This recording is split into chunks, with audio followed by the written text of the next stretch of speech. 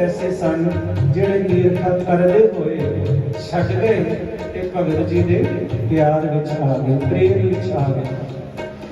जदों फिर इन्हां नूं ये दीदार होया परमात्मा नाल इकमिक होए ते कहंदे ने, क्योंकि इन्हां दा जिहड़ा काम सी, जिहड़ा इन्हां दी कीरत करन वाला काम सी, ਉਹ ਸੀ ਆਏ ਦੇ ਯਾਤਰੂ ਦੀ ਜੁੱਤੀਆਂ ਨੂੰ ਗੰਢ ਲਾਣਾ, ਟੁੱਟੀ ਹੋਈ ਨੂੰ ਜੋੜ ਦੇਣਾ। ਇੱਕ ਦਿਨ ਪ੍ਰਮਾਤਮਾ ਸੋਚਦਾ ਹੈ ਕਿ ਭਗਤ ਹੈ ਤੇ ਘਰ ਵਿੱਚ ਗਰੀਬੀ ਵਿੱਚ ਹੀ ਖੁਸ਼ ਹੈ, ਕਿਉਂ ਨਾ ਇਸ ਨੂੰ ਥੋੜਾ ਜਿਹਾ ਅਮੀਰ ਕਰ ਦਿੱਤਾ ਜਾਵੇ। ਭਗਤ ਰਵਿਦਾਸ ਜੀ ਜਿਹੜੇ ਸੰਦ ਦੇ ਨਾਲ ਭਗਤ ਜੀ ਜੁੱਤੀਆਂ ਗੰਢਦੇ ਸਨ, ਉਹ ਧਾਗਾ ਪਾਉਂਦੇ ਸਨ।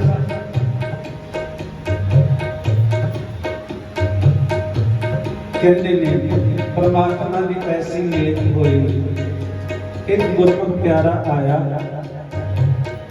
ਉਸਨੇ ਉਹਨਾਂ ਦਾ ਲੋਹੇ ਦਾ ਜਿਹੜਾ ਉਹ ਧਾਗਾ ਪਾਉਣ ਵਾਲਾ ਸੰਦ ਸੀ, ਉਸ ਨੂੰ ਚੁੱਕ ਕੇ ਉੱਥੇ ਸੋਨੇ ਦਾ ਰੱਖ ਦਿੱਤਾ।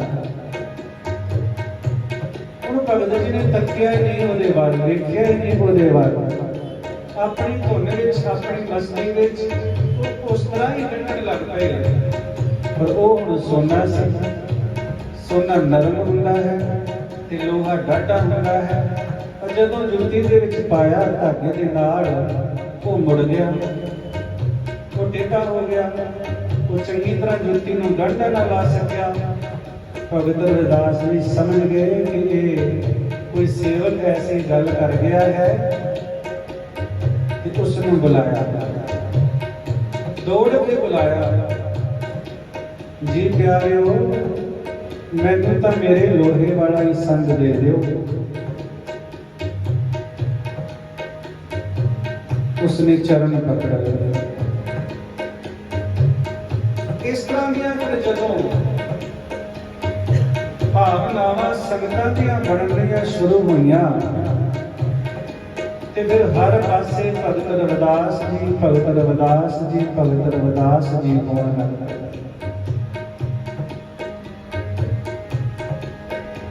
ਉਸ ਵਕਤ ਦਾ ਫਿਰ ਜ਼ਿਕਰ ਭਾਈ ਸਾਹਿਬ ਭਾਈ ਗੁਰਦਾਸ ਜੀ ਨੇ ਆਪਣੀਆਂ ਵਾਰਾਂ ਵਿੱਚ ਕੀਤਾ। ਉਹਨਾਂ ਦੀ ਵਡਿਆਈ ਵਿੱਚ ਬਾਣੀ ਲਿਖੀ ਤੇ ਕਹਿੰਦੇ ਨੇ, ਭਗਤ ਭਗਤ ਜਗ ਵਜਿਆ,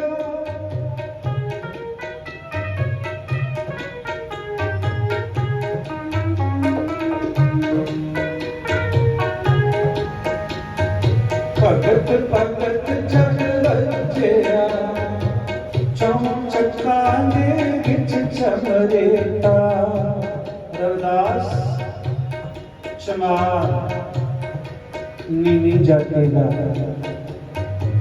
ਜਗਤ ਵਿੱਚ ਚਾਰੇ ਦਿਸ਼ਾ ਵਿੱਚ ਪ੍ਰਗਟ ਹੋ ਗਿਆ। ਸਾਰੇ ਪਾਸੇ ਜਿੱਧਰ ਜਾਓ ਭਗਤ ਰਵਿਦਾਸ ਜੀ, ਜਿੱਧਰ ਜਾਓ ਭਗਤ ਰਵਿਦਾਸ ਜੀ, ਜਿੱਧਰ ਜਾਓ ਹਰ ਪਾਸੇ ਭਗਤ ਜੀ ਦੀ ਗੱਲ ਹੋ ਰਹੀ ਹੈ। ਪਰ ਭਾਈ ਸਾਹਿਬ ਭਾਈ ਗੁਰਦਾਸ ਜੀ ਕਹਿੰਦੇ ਨੇ, ਉਹ ਕੰਮ ਕੀ ਕਰਦੇ ਨੇ? ਪਾਣਾ ਕੰਡੇ ਰਾਹ ਵਿੱਚ ਗੁਲਾ ਧਰਮ ਟੋਏ ਟੋਰ ਸਮੇਟਾ। ਕਹਿੰਦੇ ਨੇ ਰਸਤੇ ਵਿੱਚ ਜੁੱਤੀਆਂ ਗੰਢੇ, ਪਰ ਗੁਲਾ ਧਰਮ ਅਨੁਸਾਰ ਪਸ਼ੂ ਢੋਣੇ ਸਮੇਟਿਆ ਕਰੇ। ਭਾਵ ਕਿ ਉਹਨਾਂ ਦੀ ਕੁਲ ਤੋਂ ਇਹ ਗੱਲ ਚੱਲੀ ਆ ਰਹੀ ਸੀ ਕਿ ਉਹ ਮਰੇ ਹੋਏ ਪਸ਼ੂਆਂ ਨੂੰ ਢੋਂਦੇ ਸਨ। ਜੋ ਕਰ ਲੈ ਚੀਥੜੇ ਹੀਰਾ ਲਾਲ ਅਮੋਰ ਪਲੇਟਾ।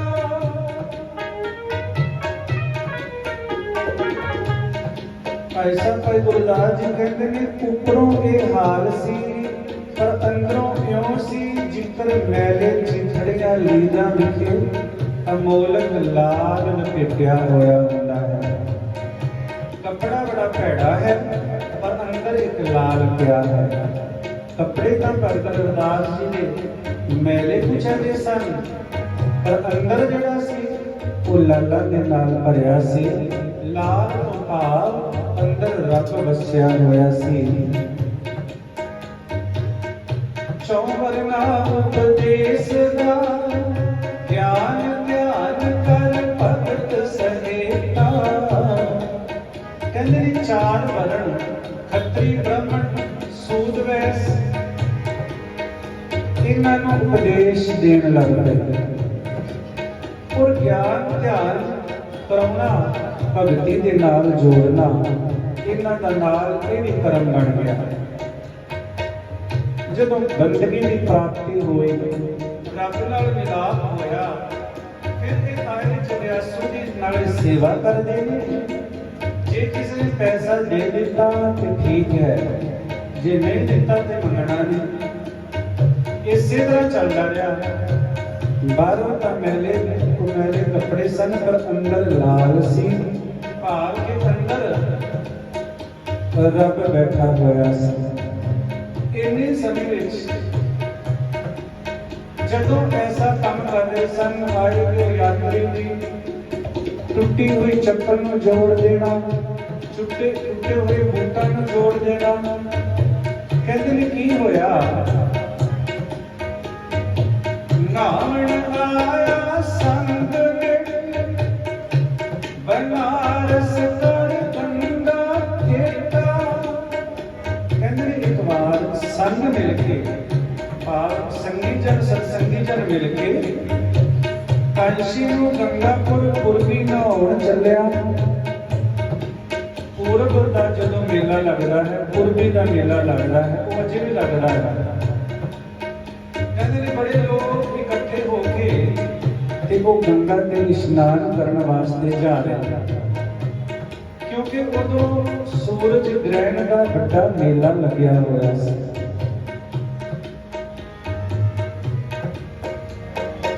जदों वो संग वारी वारी सर आया, भगत जी नूं नमस्कार करन लगा।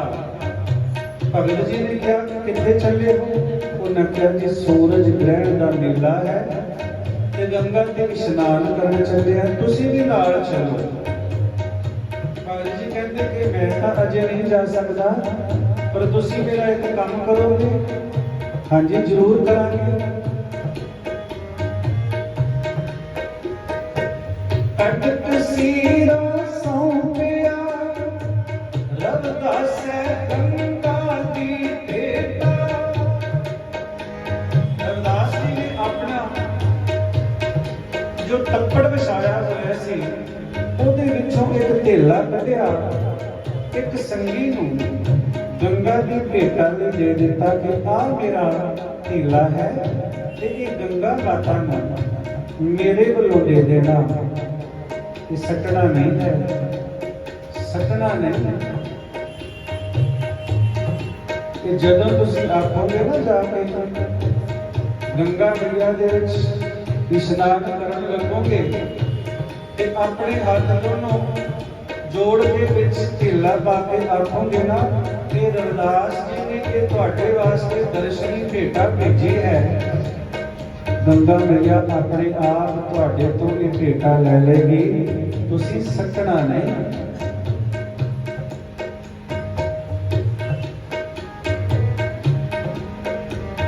ਇਹਦੇ ਵਿੱਚ ਗਿਆਨ ਵੀ ਹੈ ਕਿ ਐਵੇਂ ਪਾਣੀ ਵਿੱਚ ਸਮਾਇਆ ਸੱਤੀ ਜਾਣੀ ਉਹ ਕਿਸੇ ਕੰਮ ਨਹੀਂ ਆਉਂਦੀ, ਤੇ ਇਹ ਮਾਇਆ ਕਿਸੇ ਗਰੀਬ ਨੂੰ ਦਿੱਤੀ ਜਾਵੇ ਤੇ ਉਹ ਕੰਮ ਆ ਜਾਂਦੀ ਹੈ। कटक सीरा सौंपिया रवदास गंगा दी भेटा।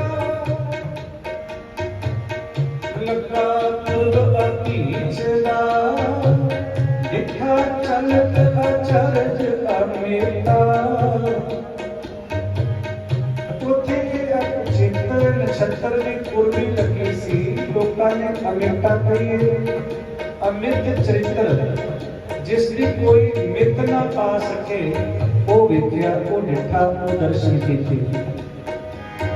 लया कसीरा हथ खट सूट एक जो ताना बेटा। जदों रविदास जी के सेवकां ने अंदर जाके चुपी मार के अपने दोनों हत्थां के तली उत्तर रख के भेटा दिती ना एक धेला, कहते ने उस वेले माता गंगा ने अपना हाथ कढ़िया ते वो जिहड़ा धेला सी अंगीकार कर लिया, भाव के ले लिया, पकड़ लिया अपने भगतां दे हत्थों। इस तरह सूत एक ते ताना टेका दो नाम हैं, भाव ये रब ते भगत, इत्थे दो नाम हो गए। ते जदों रब ते भगत एकमिक हुंदे ने, वो फिर भगत जिहड़ा हुंदा है वो भी रब दा रूप हो जांदा है। भगत जना मां प्यो बेटा, भगत जना दा हरि मां प्यो अते पुत है। ये सन भगत रविदास जी जिन्हां ते बड़ी कृपा वरसी। बचपन में ही जिन्हां नूं ज्ञान हो गया, एक जन्मां दी भगती नहीं सी। भगत रविदास जी दी एक जन्मां दी भगती नहीं सी कि एक ही जन्म में सारा कुछ पा लिया। उन्होंने ते आख्या सी, की क्या सी, बहुत जन्म बिछड़े थे माधो, बहुत जन्म बिछड़े थे माधो, ये जन्म तुम्हारे लेके। जब बहुत जन्म बिछड़े थे माधो, ये जन्म तुम्हारे लेके। What what what what Waheguru, what what what what Waheguru, what what what what Waheguru, what what what what Waheguru, what what what what Waheguru, what what what what Waheguru, what what what what Waheguru, what what what what Waheguru, what what what what Waheguru, what what what what Waheguru, what what what what Waheguru, what what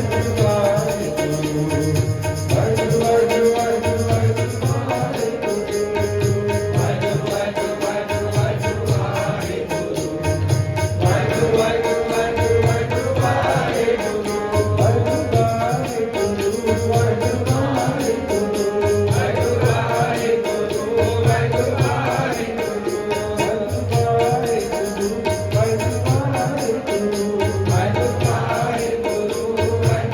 Waheguru, what Waheguru, what Waheguru,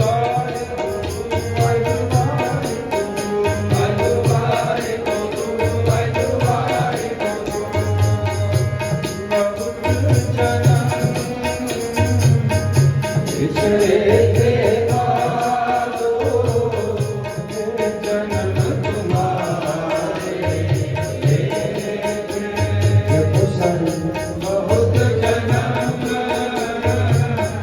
बिछड़े थे माधो, ये जन्म तुम्हारे लेके।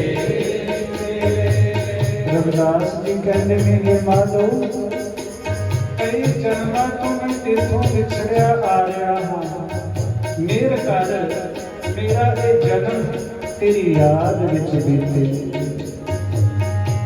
वो जन्म तुम्हारे लेके। कह रविदास आस लग जीवो, कह रविदास आस लग जीवो, फिर भरो दर्शन देखे। बहुत जन्म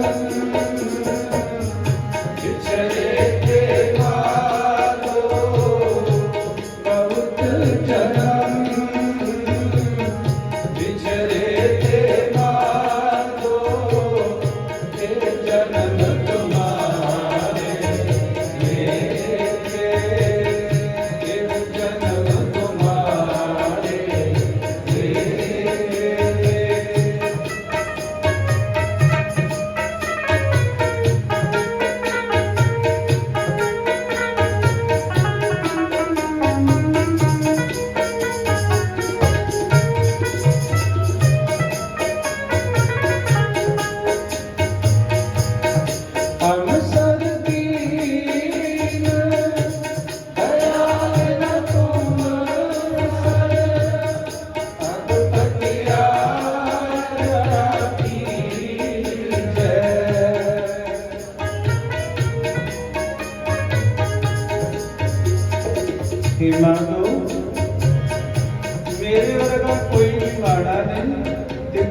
वर्गा और कोई दया करने वाला नहीं।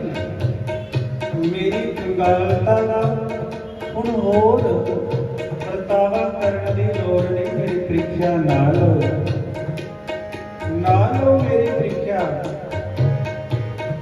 बचन को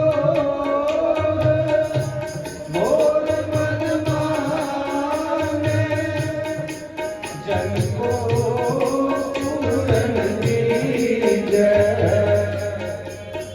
सोने राम मैनू दास नूं ते पूर्ण सिदत बख्श कि मेरा मन तेरी सिफत सलाह दीआं गल्लां विच फरज जाया करे। ਜਦੋਂ मैं तेरी सिफत करा ते मैनू चंगा लगे, होर करन दे जी करे। ऐसियां बेनतियां करदे ने भगत रविदास जी अपने मालक दे चरनां विच और प्रेम करना सिखा रहे हैं। आओ बल बल जाओ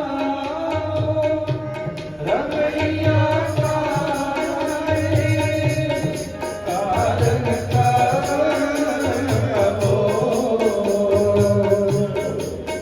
सोने राम मैं तेतों सदके जाना हाउ बल बल जाऊं। रमैया कारणी कारण कवन कबो, मैं तेतों सदके जाना हाँ मेरे सोने राम। तू किस गले मेरे नाल नहीं बोलना। फिर आ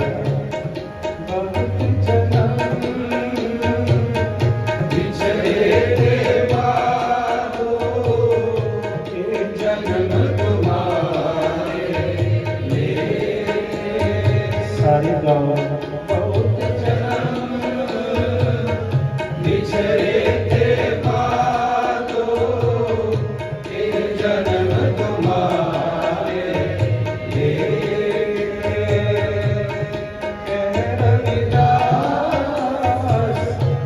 आस लग जीवो,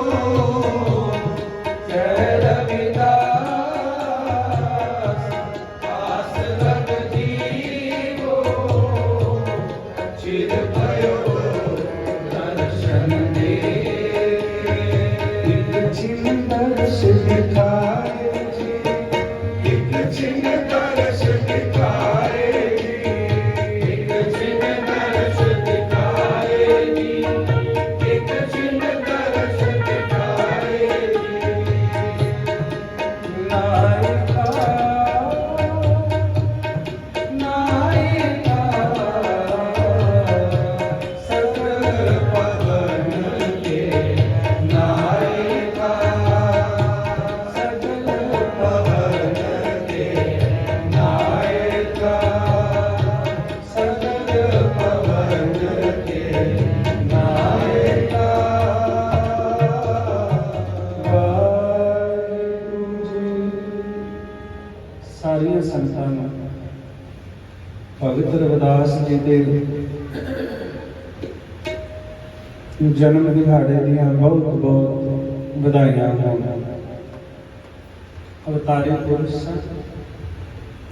सतगुरु गुरु नानक पातशाह जी ने जिन्ना प्यार किया, उन्हां दी सारी बाणी नूं श्री गुरु ग्रंथ साहिब महाराज जी विच दर्ज कर दिता। पंजवें पातशाह जी बाणी नूं संभालिया सतगुरु गुरु नानक पातशाह जी ने, गुरु अंगद देव महाराज जी ने, गुरु अमरदास महाराज जी ने, गुरु रामदास महाराज जी ने, पर सुशोभित कर दिता सतगुरु गुरु अर्जन साहिब जी ने। ये सच की बाणी है भाई, सच की बाणी सच ही सिखावे। पर जब मन करके पढ़ना शुरू करांगे, मन करके सुनना शुरू करांगे, पढ़ सुन के जदों हिरदे विच वसेगी ते फिर सच दे राह ते लै तुरदी। ये बाणी झूठियां नूं भी सच दे राह ते लै तुरदी है। वो झूठ माड़ा लगन लग पैंदा है। जो जो आपां बाणी दे नाल प्रेम ਵਧਾਵਾਂਗੇ, बाणी नूं पढ़ांगे, फिर दूजियां जिहड़ियां गल्लां साडे ते हावी हुंदियां ने, जिस तरह काम क्रोध लोभ मोह अहंकार, इन्हां नूं फिर ये बाणी नीवां कर दिंदी है। ਤੇ ਸੱਚ ਜਿਹੜਾ ਹੁੰਦਾ ਹੈ ਉਹ ਹਮੇਸ਼ਾ ਹਲਕਾ ਹੁੰਦਾ ਹੈ ਤੇ ਉੱਚਾ ਹੁੰਦਾ ਹੈ। ਉਸ ਨੂੰ ਪਕੜਨ ਵਾਸਤੇ ਦੇਰ ਲੱਗਦੀ ਹੈ। ਹਵਾ ਨੂੰ ਜਿਸ ਤਰ੍ਹਾਂ ਕੋਈ ਪਕੜ ਨਹੀਂ ਨਾ ਸਕਦਾ, ਮਹਿਸੂਸ ਕੀਤਾ ਜਾ ਸਕਦਾ ਹੈ। ਇਸੇ ਤਰ੍ਹਾਂ ਫਿਰ ਜਦੋਂ ਸੱਚ ਅੰਦਰ ਆ ਗਿਆ ਤੇ ਫਿਰ ਸਾਰੀਆਂ ਜਿਹੜੀਆਂ ਦੁਨਿਆਵੀ ਚੀਜ਼ਾਂ ਨੇ ਉਹ ਹਲਕੀਆਂ ਹੁੰਦੀਆਂ ਨੇ। ਉਹ ਫਿਰ ਇਹ ਭਾਰੀ ਨਾਮ ਜਿਹੜਾ ਹੈ, ਨਾਮ ਦਾ ਪਲੜਾ ਆਪਣੇ ਆਪ ਭਾਰੀ ਹੋਣਾ ਸ਼ੁਰੂ ਹੋ ਜਾਂਦਾ ਹੈ।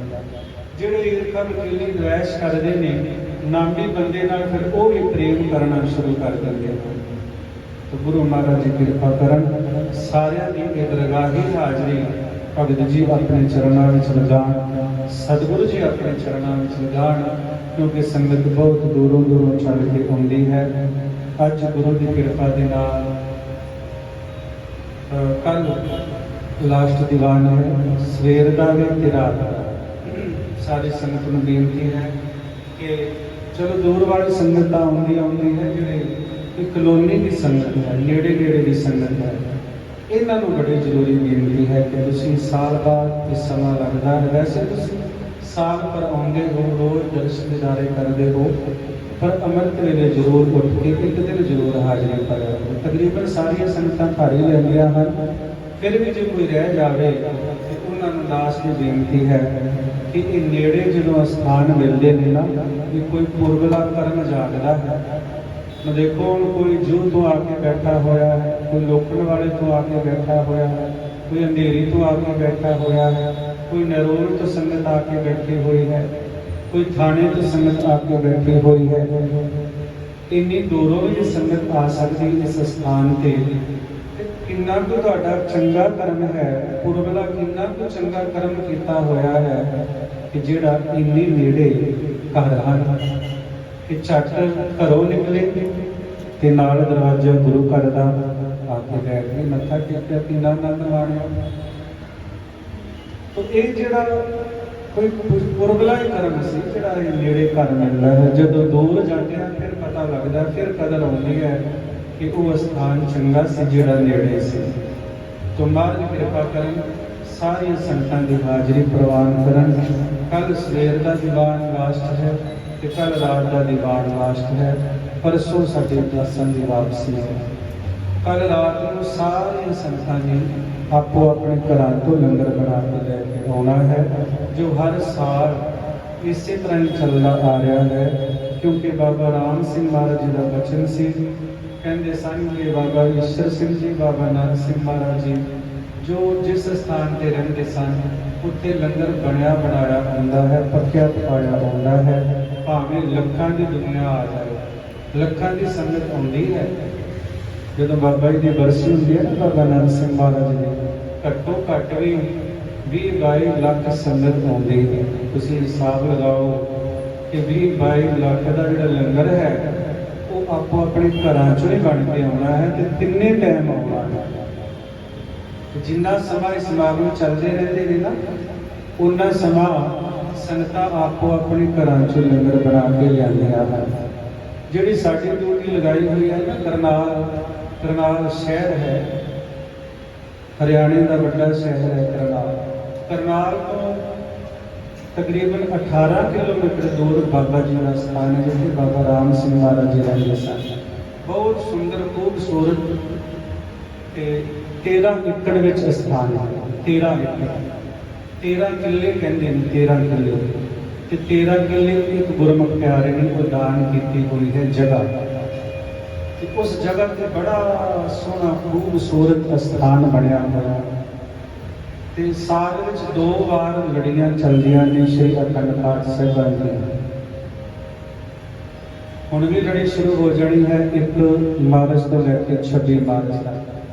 ਫਿਰ ਉਹਨਾਂ ਨੇ ਦਾਸ ਦੀ ਡਿਊਟੀ ਲਾਈ ਸੀ ਕਰਨਾਲ ਵਿੱਚ। ਇਹ ਛੋਟਾ ਜਿਹਾ ਸਥਾਨ ਹੈ, ਛੋਟਾ ਜਿਹਾ, ਥੋੜੀ ਜਿਹੀ ਜਗ੍ਹਾ ਹੈ, ਸਮਝ ਲਓ ਇਹਦੇ ਤੋਂ ਅੱਧੀ ਜਗ੍ਹਾ ਹੈ। ਇੱਥੇ ਬਾਬਾ ਜੀ ਬਹੁਤ ਆਇਆ ਕਰਦੇ ਸਨ ਇਸ ਸਥਾਨ ਤੇ। ਇਸ ਸਥਾਨ ਨੂੰ ਫਿਰ ਇੱਥੇ ਬੈਠ ਕੇ ਬੜੇ ਬਾਬਾ ਜੀ ਨੇ ਗੁਰੂ ਸਾਹਿਬ ਜੀ ਦੀ ਹਜ਼ੂਰੀ ਵਿੱਚ ਬੈਠ ਕੇ ਬੜੇ ਸੋਹਣੇ ਬਚਨ ਕਰਦੇ ਸਨ ਕਿ ਭਾਈ ਇਸ ਸਥਾਨ ਤੇ ਜਿਹੜਾ ਆਏਗਾ, ਅਰਦਾਸ ਕਰੇਗਾ, ਉਹਦੀ ਮਨੋਕਾਮਨਾ ਪੂਰੀ ਹੋਏਗੀ। ਆਇਆ ਹੋਇਆ ਦੁੱਖ ਜਲਦੀ ਚਲਾ ਜਾਏਗਾ, इस तरह के वचन वो आम करते रहते सन। जगह भावें छोटी है पर महापुरुष जिथे आ जाते हैं ना उस धरती को भाग ला के जाते हैं। फिर साहिबजादियां का समागम साल विच उन्होंने हुक्म किया कि साहिबजादियां का समागम करना है हर साल। तो लड़ीवार श्री अखंड पाठ साहिब होंगे ने तकरीबन इकोतरी चलती है भाव कि 101 अखंड पाठ साहिब हर साल नानकसर दरबार करनाल विखे होता है।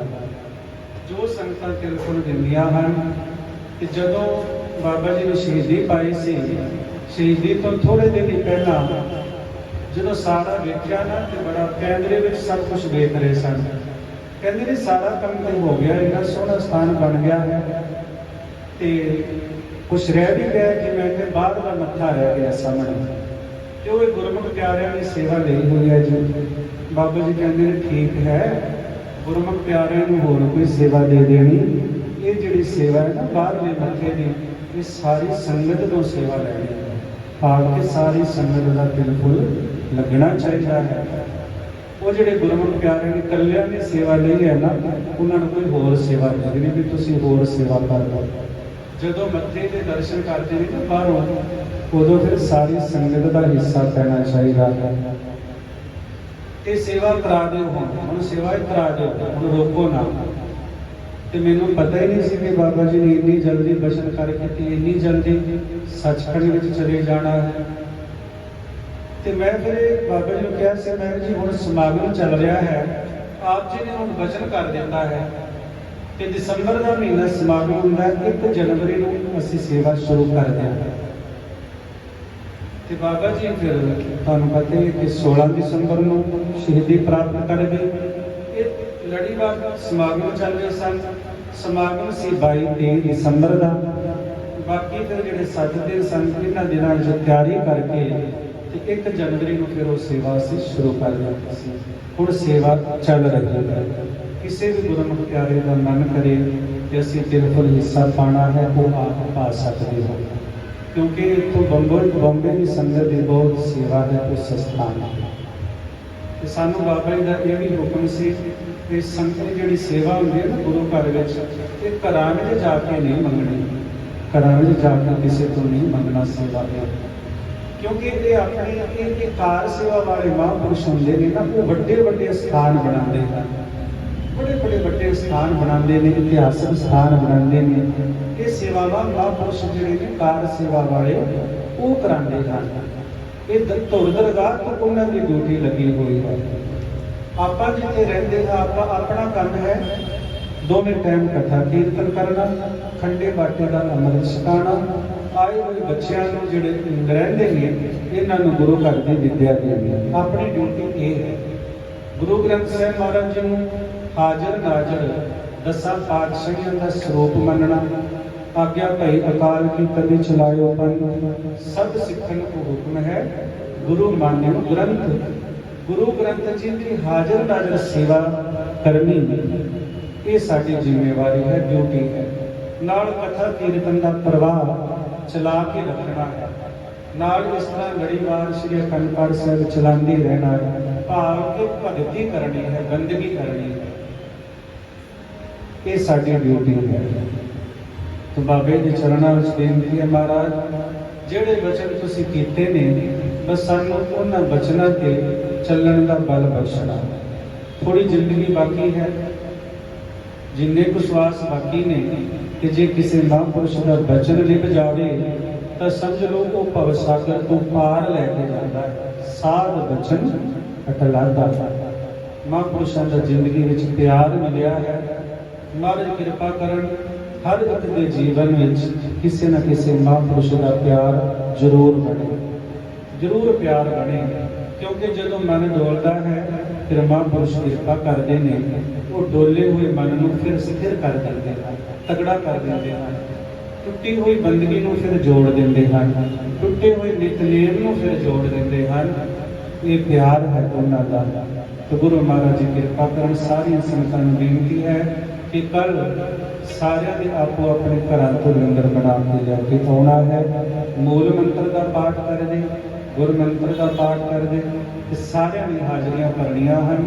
ਆਪਾਂ ਜਲਦੀ ਹੋਈ ਸਮਾਪਤੀ ਕਰ ਦਿੰਦੇ ਹਾਂ ਆਪਣੇ ਸਮੇਂ ਵਿੱਚ ਰਹਿ ਕੇ। तो आओ हम आनंद ਸਾਹਿਬ ਜੀ ਦਾ ਪਾਠ ਕਰੋ, ਸਾਰੇ ਸੰਗਤ ਦਾ ਜਵਾਬ ਪੜੋ। ਸਾਰਿਆਂ ਨੂੰ ਬੇਨਤੀ ਹੈ ਕਿ ਗੁਰੂ ਦਾ ਲੰਗਰ ਤਿਆਰ ਹੈ, ਸਭ ਲੰਗਰ ਵਿੱਚ ਛਕ ਕੇ ਜਾਣਾ। ਰਾਮ ਕਲੀ ਮਹਲਾ ਤੀਜਾ ਨੰਦੀ ਓੰਕਾਰ ਸਤਿ ਪ੍ਰਸਾਦ ਅਨੰਦ ਧਿਆਨ ਆਏ ਸਤਿ